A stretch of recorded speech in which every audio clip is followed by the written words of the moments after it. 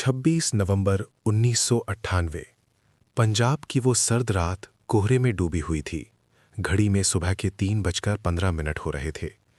खन्ना शहर के पास स्थित कौड़ी गांव गहरी नींद में था। चारों तरफ इतना घना कोहरा था जैसे आसमान ने धरती पर सफ़ेद चादर बिछा दी हो। उसी धुंध को चीरती हुई आगे बढ़ रही थी भारत की ऐतिहासिक ट्रेन फ्रंटियर मेल। इस ट्रेन में 1000 से ज़्यादा यात्री सवार थे। कोई अपने परिवार से मिलने जा रहा था, कोई किसी काम से, तो कोई अमृतसर जम्मू तवी सियालदा एक्सप्रेस। दोनों ट्रेनें अपनी अपनी दिशा में सामान्य रफ्तार से चल रही थी। सब कुछ ठीक लग रहा था। पटरियां सही थीं, सिग्नल अपनी जगह पर थे और यात्रियों को किसी अनहोनी का अंदेशा भी नहीं था। पर उस रात कोहरे की आड़ में किस्मत ने कुछ और ही लिख रखा था। लोहे का वो बेजान टुकड़ा जिस पर आई एक मामूली सी दरार, जो अगले 2 मिनट में 222 जिंदगियों को हमेशा के लिए खामोश कर देने वाली थी। ये हादसा सिर्फ किसी एक इंसान की गलती नहीं था। ये सिस्टम की लाचारी, लापरवाही की परतों और किस्मत के एक खौफनाक खेल का नतीजा था। लेकिन इस तबाही की असली वजह समझने के लिए हमें उस रात के मौसम को महसूस करना होगा। वो कोई साधारण रात नहीं थी। पंजाब की ठंड अपने चरम पर थी। विजिबिलिटी लगभग शून्य। कोहरा इतना घना था कि लोको पायलट को पटरी तो दूर, कुछ ही मीटर आगे का सिग्नल भी साफ दिखाई नहीं दे रहा था। हर चीज सफ़ेद धुंध में गुम थी। पटरियां, खंभे, स्टेशन बोर्ड, सब। ट्रेन अपनी तय रफ्तार से बढ़ रही थी। अंदर यात्री सो रहे थे, बाहर सन्नाटा था, और इसी सन्नाटे के बीच वो टूटी हुई पटरी चुपचाप इंतजार कर रही थी। अगले कुछ पलों में जो होने वाला था, उसने भारतीय रेलवे के इतिहास में एक ऐसा काला अध्याय जोड़ दिया जिसे आज भी याद करके रूह कांप उठती है। लुधियाना और खन्ना के बीच फैला वो सुनसान इलाका, चारों तरफ खेत, सन्नाटा और घना कोहरा। उसी धुंध में दोनों ट्रेनें एक दूसरे को क्रॉस करने वाली थीं। एक तरफ थी भारत की शान फ्रंटियर मेल, जिसे आज हम गोल्डन टेंपल मेल के नाम से जानते हैं। मुंबई से अमृतसर तक का उसका सफर अपने समय में रॉयल माना जाता था। आरामदायक डिब्बे, लंबा इतिहास और हजारों कहानियां। उस रात भी इसमें 1000 से ज्यादा मुसाफिर सवार थे। दूसरी ओर से आ रही थी जम्मू तवी सियालदा एक्सप्रेस, जो जम्मू से कोलकाता की लंबी यात्रा पर निकली थी।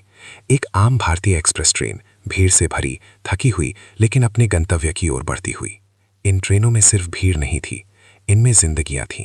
कुछ श्रद्धालु थे जो वैष्णो देवी टेम्पल के दर्शन कर घर लौट रहे थे। कुछ मजदूर थे जो महीनों की मेहनत के बाद अपने गांव वापस जा रहे थे। कुछ छात्र थे जिनके हाथों में सपने थे। कुछ परिवार थे जिनकी गोद में सोते हुए बच्चे थे।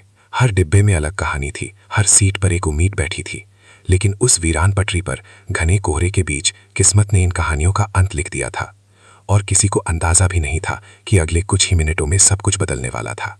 जो घर पहुंचने की जल्दी में थे, जो महीनों बाद अपने बच्चों को गले लगाने वाले थे, और वो आम परिवार जो अपनी छोटी छोटी खुशियों में मगन थे।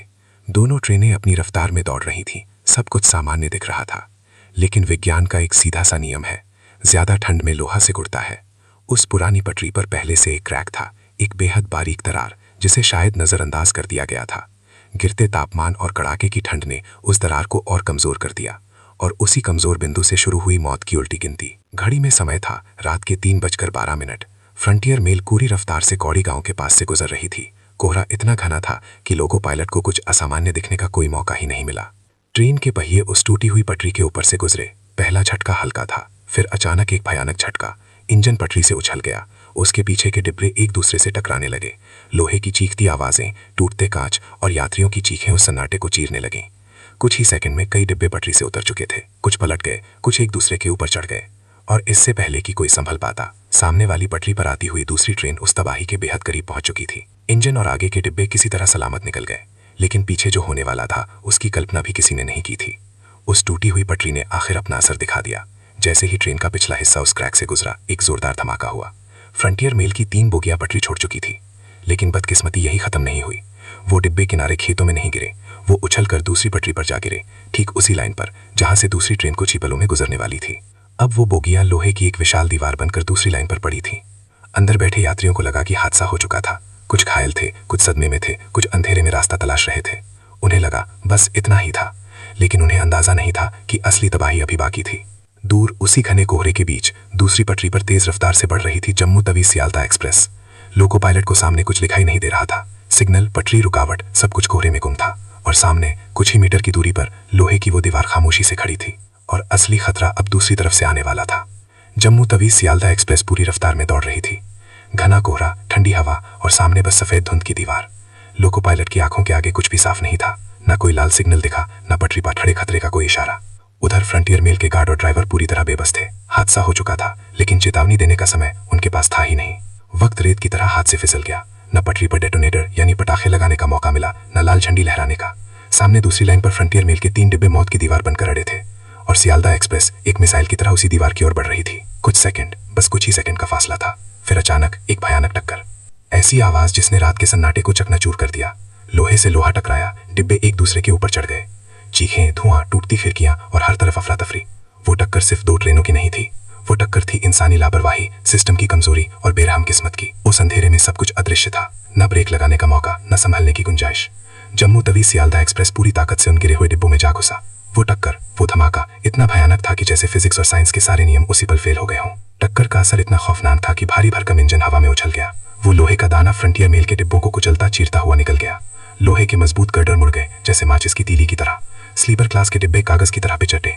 जो लोग उस वक्त फ्रंटियर मेल के डिब्बों में सो रहे थे, उन्हें शायद पता भी नहीं चला कि मौत कितनी करीब है। चीखें, धुआं और धातु के टूटने की आवाज, हर तरफ सिर्फ अफरा तफरी और सन्नाटा।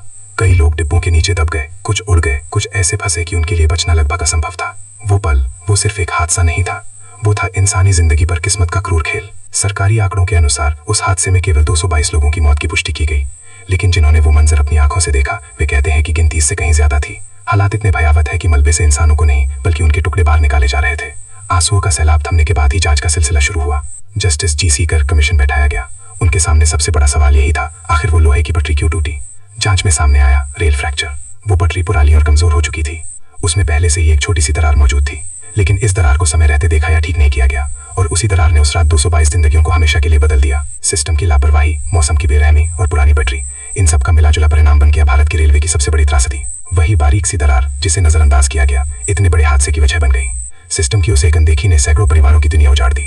अगर उस दरार को समय रहते अल्ट्रासोनिक डिटेक्शन से पकड़ा गया होता, अगर मेंटेनेंस सही समय पर किया गया होता, अगर ट्रेनों में एंटी कोरोशन डिवाइस लगाए गए होते, तो ये त्रासदी रोकी जा सकती थी। खन्ना रेल हादसे ने भारतीय रेलवे को यह सोचने पर मजबूर कर दिया कि सिर्फ ट्रेन दौड़ाना ही काफी नहीं, पटरियों की सेहत यानी ट्रैक हेल्थ भी उतनी ही जरूरी है जितनी इंजन और डिब्बों की। 26 नवंबर की वो धुन भरी रात आज भी पंजाब के लोगों के दिल में दबी हुई है।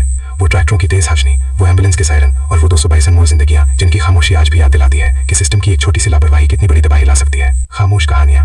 अगर आप